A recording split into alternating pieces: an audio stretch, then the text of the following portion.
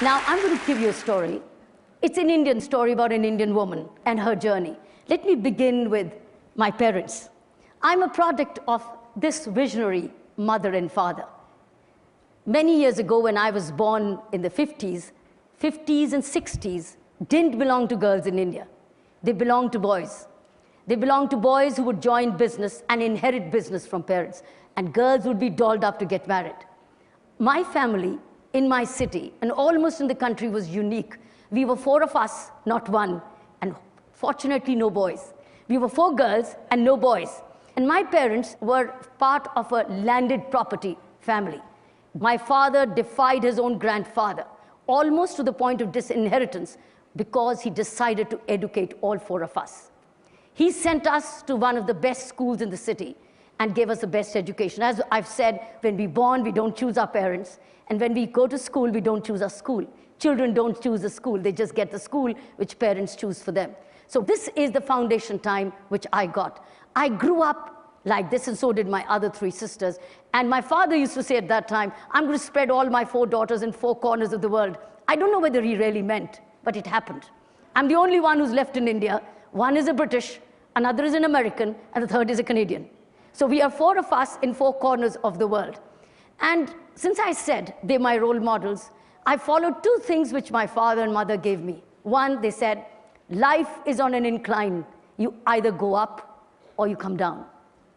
And second thing which has stayed with me, which became my philosophy of life, which made all the difference, is 100 things happen in your life, good or bad. Out of 100, 90 are your creation. They're good, they're your creation. Enjoy it.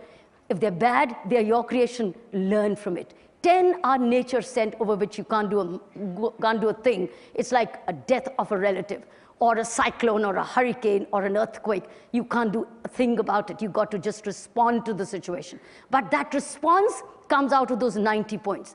Since I'm a product of this philosophy of 90-10, and secondly, life on an incline, that's the way I grew up. I grew up to be valuing what I got. I'm a product of opportunities, rare opportunities in the 50s and the 60s, which girls didn't get. And I was conscious of the fact that what my parents were giving me was something unique, because all my best school friends were getting dolled up to get married with a lot of dowry. And here I was with a tennis racket and going to school and doing all kinds of extracurricular activities.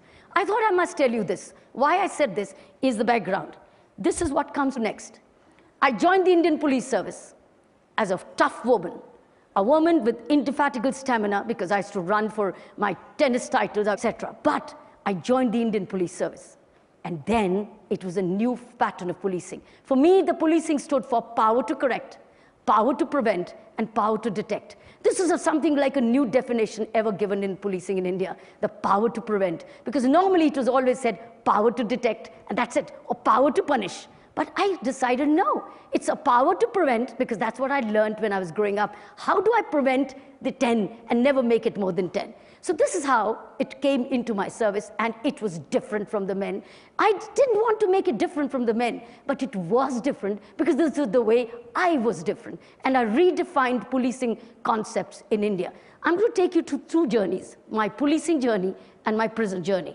What you see, if you see the title called PM's Car Held, this is the first time Prime Minister of India was given a parking ticket.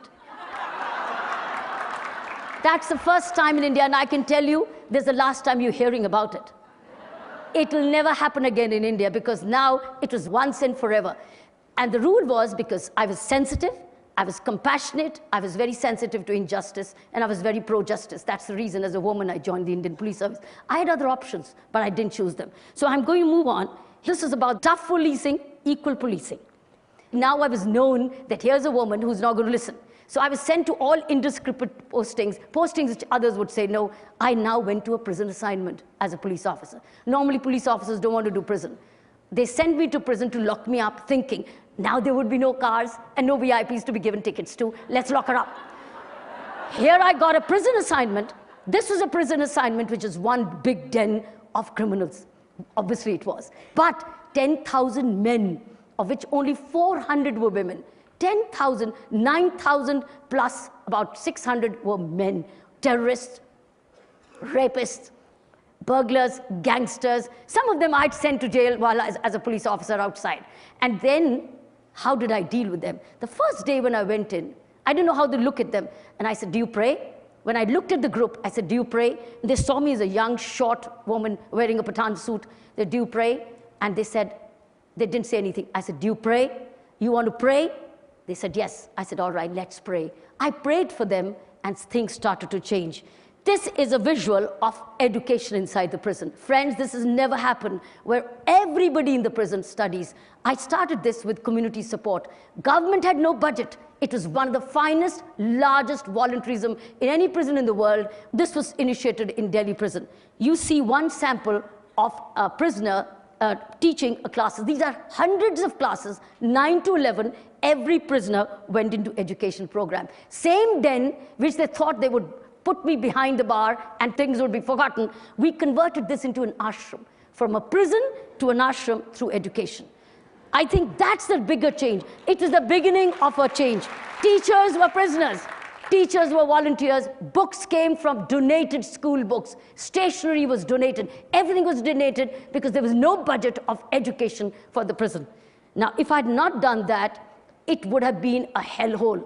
That's the second landmark. I want to show you some moments of history in my journey, which probably you'll never, ever get to see anywhere in the world. One, the numbers you'll never get to see. Secondly, this concept. This was a meditation program inside the prison of over 1,000 prisoners. 1,000 prisoners who sat a meditation. This was one of the most courageous steps I took as a prison governor. And this is what transformed. You want to know more about this? Go and see this film, Doing Time, Doing Vipassana. You'll hear about it and you'll love it. And write to me on kiranbedi.com and I'll respond to you. Let me show you the next slide. I took the same concept of mindfulness, because why did I bring meditation into the Indian prison? Because crime is a product of distorted mind. It was distortion of mind which we needed to be addressed to control, not by preaching, not by telling, not by reading, but by addressing your mind. I took the same thing to the police, because police equally were prisoners of their mind, and they felt as if it is we and they, and that the people don't cooperate. This worked. This is a feedback box called the petition box. This is a concept which I introduced to listen to complaints, listen to grievances. This was a magic box. This was a sensitive box. This is how a prisoner drew how they felt about in the prison. And if you see somebody in the blue, yeah, this guy, he was a prisoner. And he was a teacher, and you see everybody busy. There was no time to waste. Let me wrap it up. I'm currently into movements of education of the underserved children, which is thousands. India is all about thousands. Secondly is about anti-corruption movement in India.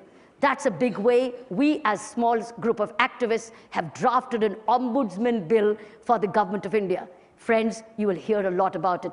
That's the movement at the moment I'm driving, and that's the movement and a mission of my life. Thank you very much. Thank you. Thank you very much. Thank you. Thank you. Thank you. Thank you.